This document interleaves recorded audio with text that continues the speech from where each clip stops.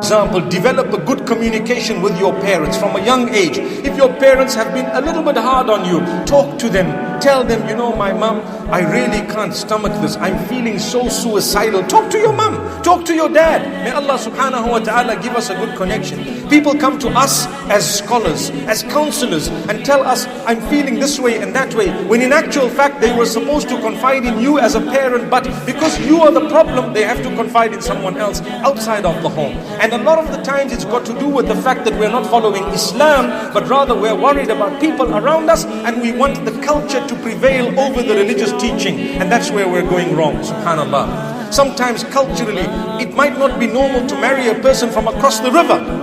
But trust me, from a religious perspective, if there is nothing wrong with that, then you are wrong to deny your child that. People say, you cannot come up with your own suggestion to get married. That's got to come from us. Where did you get that from?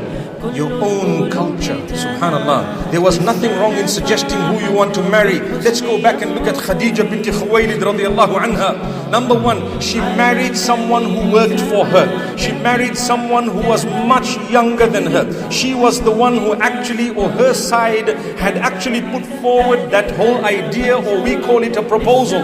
And it came from the girl's side, so to speak. But with us, we don't even want to entertain. How could you even suggest you want to marry this person? Don't you know in our culture, you have to marry your cousin? May Allah forgive us. The cousin wants to marry someone else, and you want to marry someone else, and your parents have forced you to marry together. So you are busy thinking about another while you're intimate with your spouse, and he is thinking of another being intimate with you, and everyone is doomed. And the parents, the curse on them will only perhaps be delivered on the day of Qiyamah. May Allah subhanahu wa ta'ala forgive our parents. It is forbidden to think that way. That is a dirty culture that we need to get rid of. And if we don't talk about it, trust me, you won't be able to respect your own parents. That's where it comes in tonight. We want our parents to be happy. We will make them happy, but when they ask you to do something ridiculous, don't you think it's our right to defend you and I, where they are going totally wrong? There is nothing in Islam to say you must marry your cousin. No, you could or you couldn't. There's nothing to say yes or no there. It's okay, but it's also okay to marry someone else. In fact, perhaps the further you go, the better it will be from the genes perspective. May Allah subhanahu wa ta'ala grant us ease.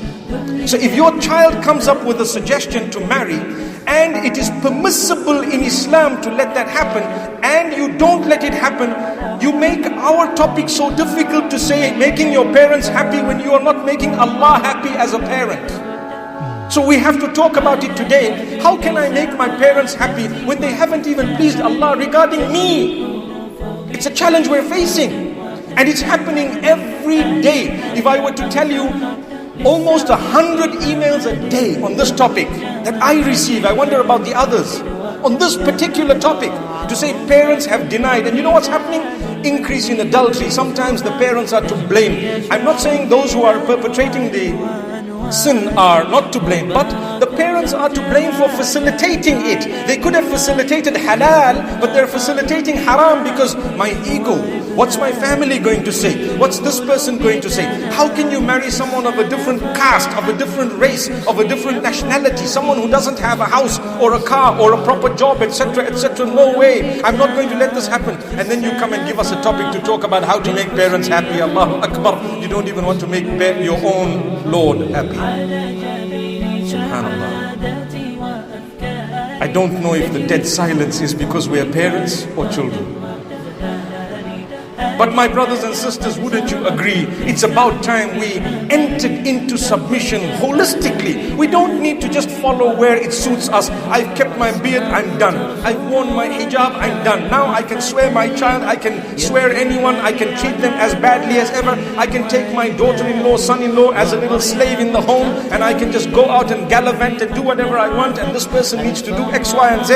If that's the case, how do you want yourself to be happy as a parent? May Allah subhanahu wa ta'ala help us to protect our own self from that. Ameen. Now I'm sure if we definitely allowed our children at times to do what Allah has permitted, even though it may not go down too well with us. And yes, we have every right to advise our children. We are parents, we have a right to advise.